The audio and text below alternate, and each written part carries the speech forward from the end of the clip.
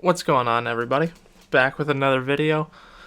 This time I wanted to talk about on-demand warehousing. It's a fairly new thing, um, and it's very different. It's shaking up a lot of supply chains, so let's check it out.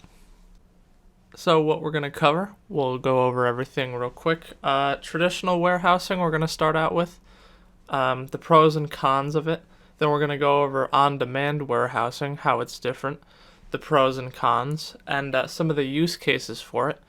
And then we'll talk about some of the best strategies that you can use.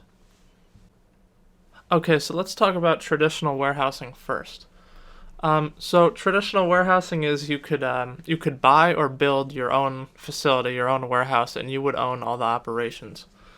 You could also lease your own facility and the operations. You could still own the operations or outsource them as far as fulfillment and logistics and stuff like that.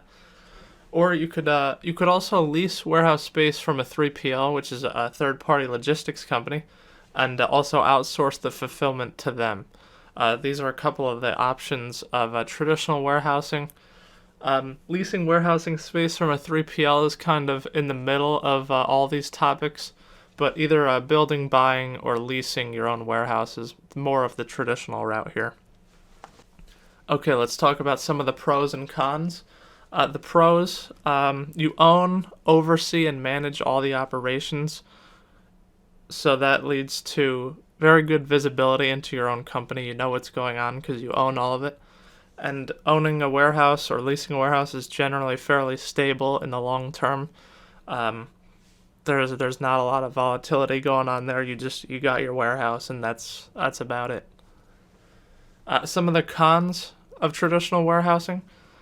It's a large capital investment many times, especially if you're building or buying it. So there could also be a lot of upfront costs. It's rather slow. It's not very flexible because it's slow. If you need another warehouse, it may be quite a long time before you get it up and running. It can limit your geographical capabilities. If you have a warehouse, only one warehouse, and it's on the West Coast, delivery, say the West Coast of the USA, I mean, your delivery to somewhere on the East Coast would be much slower than people who live on the West Coast. And you would also need to train and hire additional employees for the fulfillment, for the picking, for all the warehouse management, stuff like that. Let's talk about on-demand warehousing now. So, it's exactly what it sounds like. It's warehousing on demand, where you need it, when you need it. Generally, it's a technology platform, some sort of software, that connects businesses to participating vendors that have excess capacity. The pricing is generally transactional and based on the market and the marketplace. If the market is hot, there's a lot of stuff going on, prices are likely to be higher, stuff like that. It's generally pretty flexible and scalable, which we're going to talk about in the future. Okay, so let's go over some pros and cons of on-demand warehousing. Some of the pros, there's no large capital investment. It's generally pay as you go, pay as you use it. It's fairly quick to implement, and because of this, it's flexible, and it's also scalable. So let's go back to our example with the company that has one warehouse on the West Coast. If they need to move some inventory to the East Coast, they could use on-demand warehousing just to get it implemented a lot quicker. Because there's companies that already have the technology and already have the warehousing set up. You just have to buy into it. And it's also, I have scalable here. If you need more warehouses, there's going to be more available. There's plenty of companies that are willing to offer them for you. Some of the cons of on-demand warehousing. It's generally a shorter term solution, so there's more uncertainty in the long term. Prices fluctuate, I believe, a lot more, and it's just not the same as having your own warehouse long term. There's potentially less visibility if you don't own and oversee all the operations. You could run into some communication issues with the company in some cases. It's just not maximum visibility as if you owned all your operations. You could get some fulfillment errors. If the on-demand warehousing company doesn't also handle their own fulfillment, somehow they outsource it themselves, or they just don't do it very well. You sort of lose control of the operations. You could get some errors. Um, and a lot of people compare it to you should really just partner with a 3PL instead, because in on-demand warehousing you can sort of lack a relationship in some cases with the company.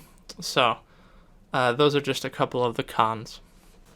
So let's talk about some of the use cases for it. Inventory overflow is a large use case for this. Say you're preparing for the holiday season and you want to bring in some extra inventory that you can't handle all that capacity. You could use an on-demand warehouse for that. Or if you're trying to bring in a lot of inventory because you foresee some tariff hikes incoming, that's a pretty relatable topic nowadays. A lot of companies will bring in a lot of inventory right before the tariff hikes go into effect. You can improve your delivery times, kind of like I mentioned before. If you only have one warehouse on the West Coast, then your customers on the East Coast are going to have worse delivery, a lot slower delivery than the West Coast customers. So you could sort of diversify your inventory into more locations to decrease the cost of the last mile delivery and get a little bit better delivery time for all your customers. You could also use it on a temporary basis. If you want to test out a new market, say you're in the South and you want to test out consumer demand in the North somewhere, you could use on-demand warehousing temporarily to store some there and see how it goes. You could also do it for a one-time product promotion. Say you're going to a certain location and you just need some product for a weekend, you could use it for that. So now, since we talked about both, which one should I use, or which one do companies use? I think you might know the answer to this. A combination of them. You just find the perfect balance. A lot of companies use traditional warehousing and only use on-demand warehousing when they need it, such as holiday season, overflow inventory, stuff like that. Companies as big as even Walmart uses on-demand warehousing, and you sort of get the benefits from both sides, as I mentioned in the pros and cons. You get some of the pros from traditional warehousing and some of the pros from on-demand warehousing, and you sort of get the best of both worlds in that sort of sense. Alright, thank you for watching. Any comments, questions, or feedback is always welcomed. And there's my social media right there. I just threw my Twitter down below just in case. And thank you for watching.